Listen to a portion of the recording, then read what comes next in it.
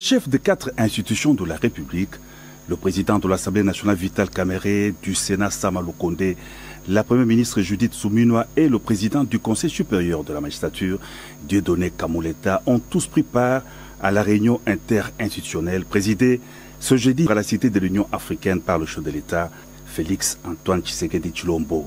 Ils ont débattu pendant plus de 3 heures autour de la première institution du pays garant de la nation, des questions d'intérêt national relevant des domaines économiques, sociaux et sécuritaires. Le président de la Chambre basse du Parlement a fait le point de cette grande réunion. Le président de la République a donné des orientations dans tous les domaines de la vie économique et sociale, de la vie de la nation. S'agissant de l'économie, le président de la République a souligné sa détermination à voir notre économie décoller, avec notamment la baisse du taux directeur de la Banque centrale. Et ceci va entraîner aussi la baisse du taux au niveau des banques commerciales, de telle sorte que notre économie soit concurrentielle et que les populations, surtout les plus démunies, puissent avoir un accès facile au crédit.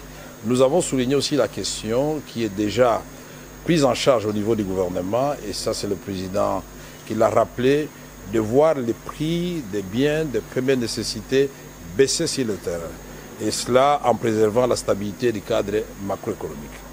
Le président de la République a souligné aussi la nécessité d'avoir un système financier cohérent avec les objectifs du développement, et pour cela, il a veillé à ce que tout le monde puisse comprendre que les réformes fiscales qui vont être amorcées de façon rapide, puisqu'ils avaient déjà commencé, accéléré, nous puissions avoir une fiscalité qui soit attrayante et qui crée le climat des affaires. Et dans cette perspective, le président parlait aussi de la justice sociale en ce qui concerne la fiscalité. Il ne faut pas que les plus petits payent pour plus que les plus grands. Une justice sociale qui puisse remettre chaque citoyen au niveau de ses obligations vis-à-vis de l'État. Nous avons aussi suivi les orientations du président de la République en ce qui concerne des mesures d'assainissement sous forme de loi, notamment les codes agricoles, pour rendre notre secteur agricole attractif. Et ce code est déjà au Parlement, c'est-à-dire à l'Assemblée et au Sénat. Nous allons le retourner au gouvernement pour une lecture avec le nouveau gouvernement, et au niveau de l'Assemblée comme du Sénat, nous allons accélérer son adoption.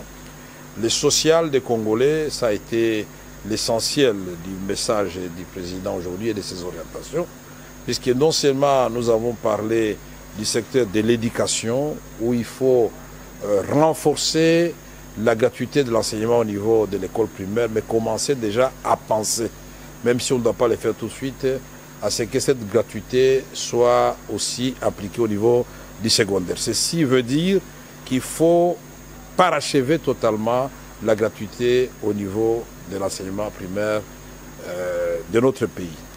Le président a souligné aussi le secteur de la santé, et avec notamment l'épidémie que nous connaissons aujourd'hui de Mpox.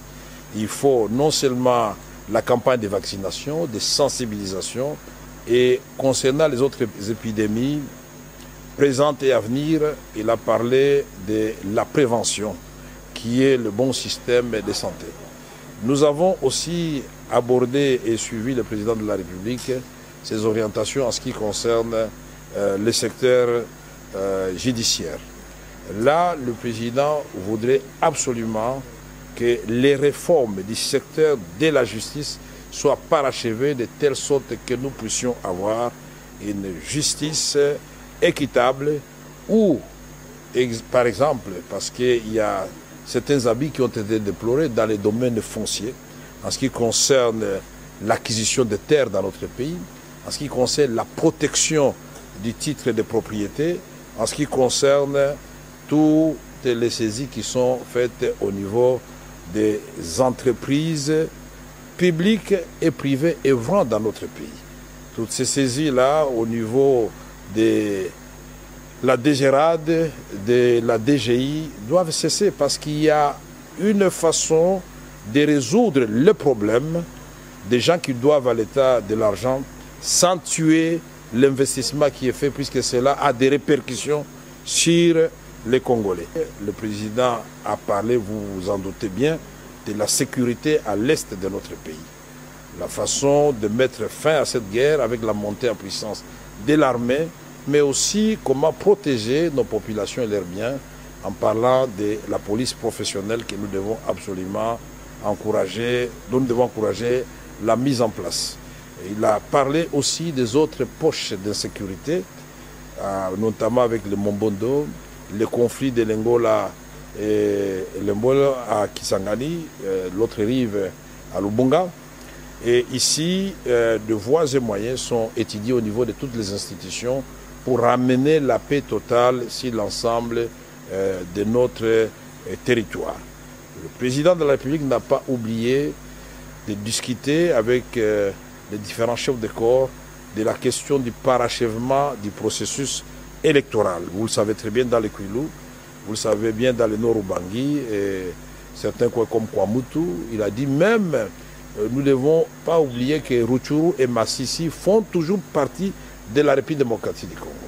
Et donc un calendrier clair sera donné par la CENI pour que ces élections puissent avoir lieu. Ici, la question des conseillers communaux a été soulignée. Et des instructions claires et des orientations nous ont été données par le président de la République pour voir comment ces conseillers communaux vont coexister d'abord avec les bourgmestres qui sont là et ensuite avec les bourgmestres qui eux-mêmes vont élire. Il s'est agi de la première réunion interinstitutionnelle présidée par le chef de l'État, conformément à l'article 69 de la Constitution reconnaissant au président de la République les prérogatives de veiller au fonctionnement harmonieux de toutes les institutions de la République.